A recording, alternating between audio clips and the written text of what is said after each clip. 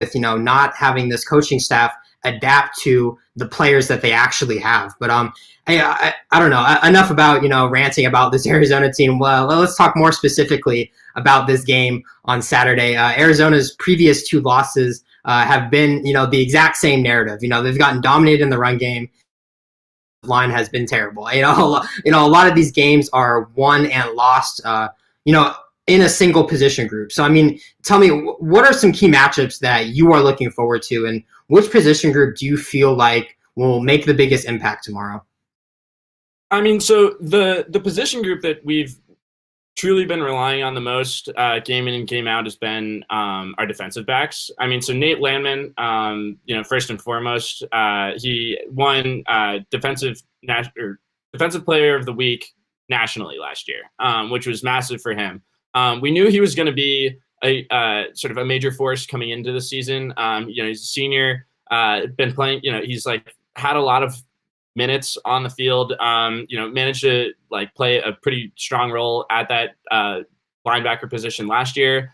In addition to Carson Wells, we had some veteran players that we knew were going to be sort of very staunch defensive forces to be reckoned with coming into the season. And so while we knew that coming in, and while we've had offensive players that have put up some really sort of surprisingly big numbers, those were definitely that was definitely the main position that we knew we were gonna, if all else fails, have to rely on. And against Stanford, that's what we ended up having to do. They really just had to come up big.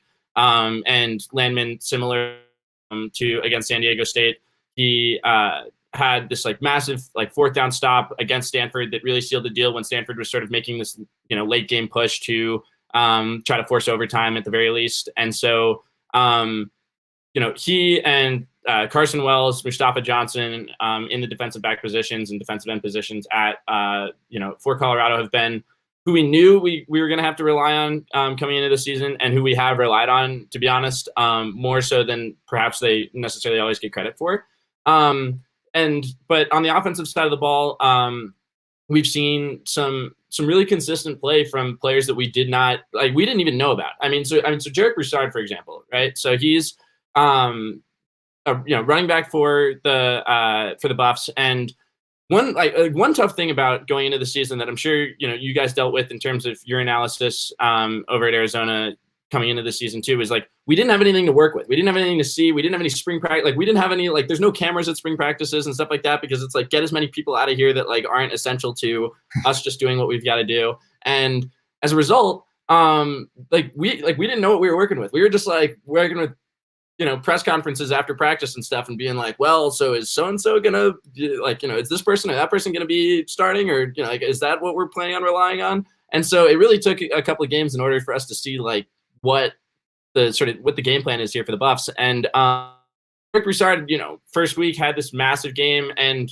we've since seen that the running back core for Colorado has been super essential just because of Sam Noyer's inexperience throwing the ball downfield. That while we have some really, really talented wide receivers that I think have been a little bit underrated to some extent, they're also largely a pretty young group of wide receivers. And so offensively, we've been relying on our running backs big time to just sort of inch by inch, yard by yard, down by down, move the chains. And it's not the most exciting sort of brand of football necessarily, because we're not seeing these 87-yard bombs. But at the same time, we're, limiting the potential for Sam Noyer's mistakes, in his first year at the quarterback position to, by sort of keeping the ball in the running back's hands for the most part. But I mean, I don't know about so for you, what are you matchups are you seeing sort of have been at least fairly positive, or you see a lot of potential for on the Wildcat side of the ball, despite whatever struggles they've had thus far, with the offensive line and things like that?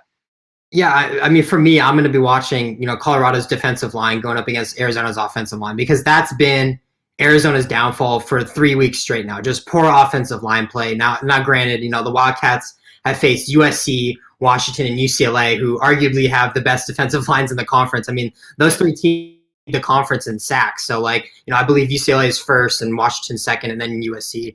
And I think Colorado is actually fourth in the conference in total sacks. So, Arizona's first 4 games are going up against arguably the best defensive lines in the conference. I know total sacks, of course, aren't a direct correlation to how good your defensive line is, but I mean, it certainly gives you an idea about how good that unit is. So, I don't know. I think that's going to be the name of the game. And Arizona's offensive line got whooped in its first 3 games. Like, they've given up 11 or 12 sacks or something like that in its first 3 games. Like, it's just terrible, right? Like, so if this offensive line plays anything like they did in, the past games, it's going to be another really ugly one. But I'm pretty optimistic about, I don't really know, actually. I mean, how good is Colorado's secondary? Because as bad as, this offense has been, Arizona's offense has been, I thought it's been good. It was good against USC, but it was, it was underwhelming in the other games, in my opinion. But as bad as it's been, I've still been pretty optimistic about Pat's wide receiver group. Like, I think Jamari Joyner is very talented.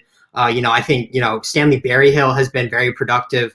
Brian Castile has a lot of upside. Majon Wright, Booby Curry has a lot of upside. Like, I'm waiting around for these wide receivers to have a breakout game. And like, they haven't really got the opportunity to do that because, they played USC in week 1, who has Chris Steele. So he was just boxing Booby Curry up all game, and Washington has the best, secondary in the conference, probably the best secondary, one of the best secondaries in the entire nation. They're always good, So, and then of course last week, the injury to Grant Gunnell on the first play of the game certainly didn't help the momentum and chemistry of the wide receivers either. So I'm waiting around for this wide receiver group to have an opportunity to have a breakout game. So like, could that actually happen this week? I mean, I don't know too much about Colorado's secondary, but is there any, particular spot where they can exploit that?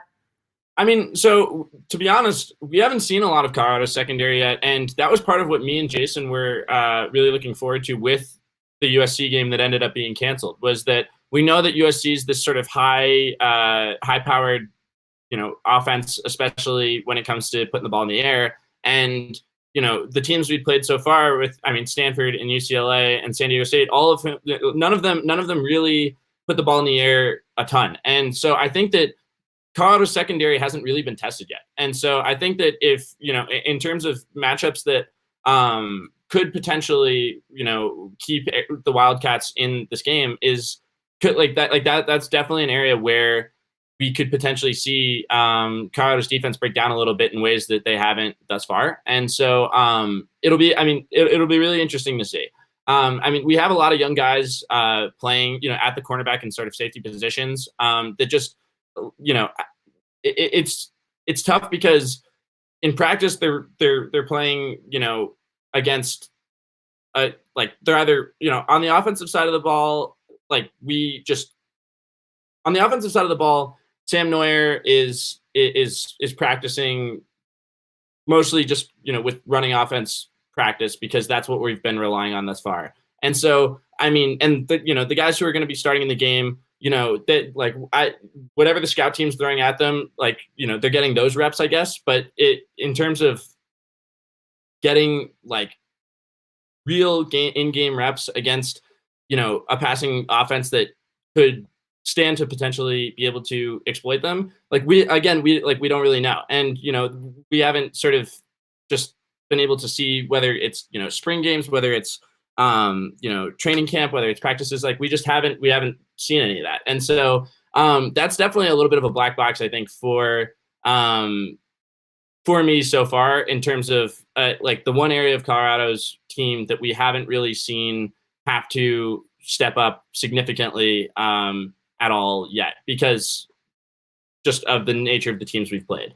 And so I think that is definitely a spot where the Wildcats could step up significantly. And, if the passing game is on for the Wildcats, this could end up being a closer game than the team's 2 records suggest. And so I think that that's definitely something to look out for.